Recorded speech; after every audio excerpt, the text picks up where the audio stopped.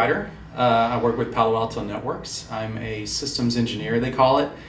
Basically, that means I work with clients looking to improve their cybersecurity posture and looking for firewalls or cybersecurity software. So I help architect that with them, help scope it out, help with the proposal and make sure that the solution fits their needs in a pre-sales capacity. So beyond that, and maybe dig a little deeper, what were some of your job duties? Describe your job duties. Yeah, so day to day, it's meeting with businesses and local government and education organizations just to find out, where are the challenges that they're facing when it comes to securing and protecting their data and protecting their network environments. So sitting down with them, talking with them, figuring out their needs and requirements, and then, designing a solution that will help them. And then, obviously figuring out all the technical details that goes along with that. Yeah. Okay. So are you the part of making a proposal? Like, do you meet the client for the first time, the first look, you figure out like a proposal, you present that to them? Is that part of your work job as well? Yeah, ultimately it ends up with a proposal, proposing the design and making sure that it fits into their environment and integrates with everything else that they have in their network. We do a lot of demonstrations of our product, proof of concepts they call it, where we actually put a pseudo sort of working configuration into their environment and test it out and prove it out and make sure that it actually does what it says. And then just consulting with them on an ongoing basis to make sure that the solution continues to work for them, and in case any issues arise, making sure that they're taken care of on a day-to-day basis. So what are some of the essential skills required for this sort of job, would you say? So it's a real interesting blend of sales and engineering. It's a really unique kind of a role. Sometimes it's a lot more sales actually than it is engineering, but you have to have that engineering background and that technical background to be able to articulate the technical aspects of a product or a solution in a way that makes sense from a business perspective and makes sense, make sure that the outcome of the technology fits with the business. So you kind of live in both worlds that way. So a lot of our students obviously have a lot of technical skills. So what, on the sales side of your job, what are some of the things that you maybe an engineer wouldn't necessarily do right out of the box kind of thing? Like what are some of the sales things that you have to do that are different than the technical side? Yeah, it's definitely a non-technical sort of a skill. It's something that I personally have kind of learned along the way as I've gone. What I've really leaned on is just the communication, listening to people. I think that's the biggest thing. If you can listen and empathize with people and understand what their needs are, and then try to figure out a way to help them, and help them to their goals, whatever those are. I think that's ultimately, what sales really should be. And so that part just kind of came naturally to me, but, I've continued to work and develop on that, those skills. And then you still have to, be on top of the technical environment that's out there, new products that are out there, new technologies, and, have that strong engineering background as well, so you can speak to those engineering folks in a way that they understand too.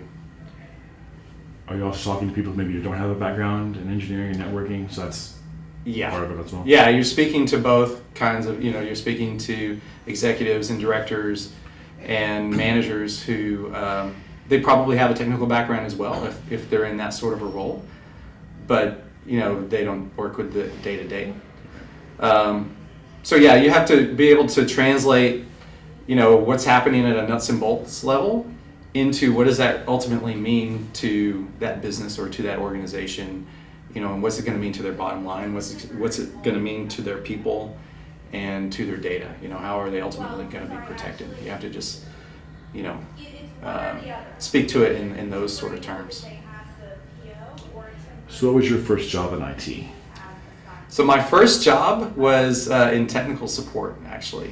I was just answering calls and helping people out and solving problems and working tickets basically. At this company?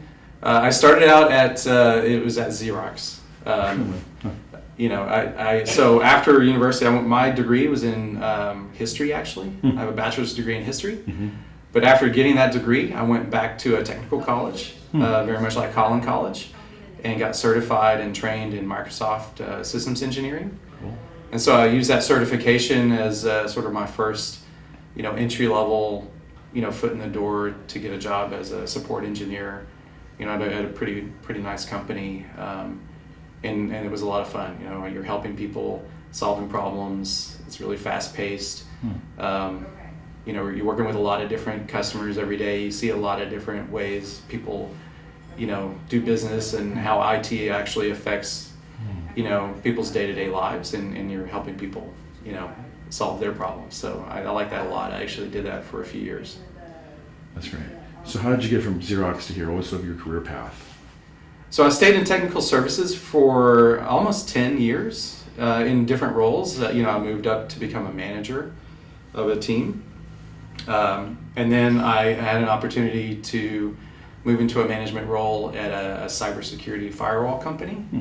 And back in those days, it was still a fairly new area of technology. So, I had no idea where it would lead to today, but luckily enough, it was a very good technology, a good company. And so I was able to move from that role into a professional services role, where I was actually out working with customers, on site, implementing firewalls and helping with projects. And then from there, kind of just naturally led to a similar role here at Palo Alto Networks. And from there, just moving into more of a consulting and sales engineering role that I'm in now versus professional services implementation. So to you, what's the difference between technical skills and what we call soft skills, the employability skills that aren't technical? What's the difference to you? Yeah, that's something, when I first started in IT, I was really focused on the technical skills and making sure that I knew, the technology. But I quickly learned and realized that, soft skills outside of what you know and the technology that you've learned are really important. So to me, the technical skills and hard skills are just the things that the products that the technology that the programming languages, operating systems, that sort of thing. And then soft skills to me would fall into two areas, I would say. One would be around personal development and, things like ongoing learning and, that sort of thing. But most of the soft skills to me just involve relationships, how you connect with people, how you communicate with people, how you work in a team. Because those are the sort of things that ultimately get projects done and get work done. You have to work in a team, you have to get a project done, and there's a lot of different, more than just technology involved in that, obviously. Are there any skills that are maybe more important soft skills than others, and why would that be? Yeah, that's a good question. I think when I was thinking about that, the most important one to me is empathy. And just being able to, if you're talking with somebody or working on a team with somebody, or in my role where we're doing sales essentially, understanding where someone's coming from, what drives them, what are their goals, and how you can work with that to team up with them and ultimately make them successful, and out of that, I can be successful too. So the more you can connect with people on that level, I think no matter, that kind of is the core principle where a lot of other things evolve out of. But that's personally how I approach, soft skills. In the last 6 months or so, what was your most challenging day on the job? Oh man. I joke around sometimes, I used to be in support and, we dealt with problems all day. And now in the role that I'm in now, with pre-sales and designing and architecting solutions, we're not dealing with problems every day, hopefully. So in that regard, it's a little more enjoyable sometimes. But but there's still challenges, obviously. And I think the most challenging thing, I mean, I can think of a day where a really big state organization, really hit a big roadblock in implementing one of our products, and it looked like it was, like a big showstopper, and so it had a lot of visibility, up to the CIO level, and so luckily, I mean, we were able to figure out another way around the problem, and in a way where it was still a good solution for them, and they were able to move forward. So I mean, So that stressful time was a period of days? Was it a week? How long was that sort of like? That was a few. Yeah, I mean, well, a week or so. Yeah. I mean, a couple of days where it was really intense, because we were under a tight deadline to get things done. So, those sort of challenges happen all the time, especially in technology. You're going to run into to problems with technology or integrations, and I guess that's another soft skill that I've learned is being able to adapt and being able to understand there's always more than one way to solve a problem, and sometimes you just have to be creative and figure out what's plan B or plan C sometimes. What do you think students must know about the realities of the IT workplace, or the things you think students need to definitely know before they enter the workforce? I mean, yeah, in reality, I think the one thing that struck me when I was first starting out in my career, and I guess it's we're talking about it a lot here, is it's not so much about the technology a lot of times. It's about people and teamwork, and what are the business goals, what are the goals of the organization. Those are the drivers that drive where technology goes. And so as long as you can align yourself with those goals and align yourself with organizations or companies that have good business missions, I think that's going to help your career a lot. If you get really focused in on a technology, that time the technology is going to change. They're going to evolve. New things are going to come out. So really, I think just keep focused on aligning yourself with good businesses, good people you can trust, that sort of thing. Is there any skills or practices you think would help someone get hired in IT that you haven't mentioned yet? Something that we should talk about? Yeah, I think I've been in the position to I've been a hiring manager for a few years. I help hire people here at Palo Alto Networks as well. One of the big things that we look for here are just the ability to learn and adapt. The ability to show that you've displayed leadership qualities in whatever role you've been in. Just being honest, about what you know, and just being enthusiastic about what you want to do, and just being willing to be a part of a team. I think those kind of principles are the key things a lot of people look for. The technology skills follow from that. Do interviewees, how do interviewees show you their work? Like, are portfolios a part of this? But showing examples of what they've done in the past, is that useful? It's sometimes, yeah. When you're dealing with when you're writing code or programming, a lot of times they'll want to see your previous work and things that you've done.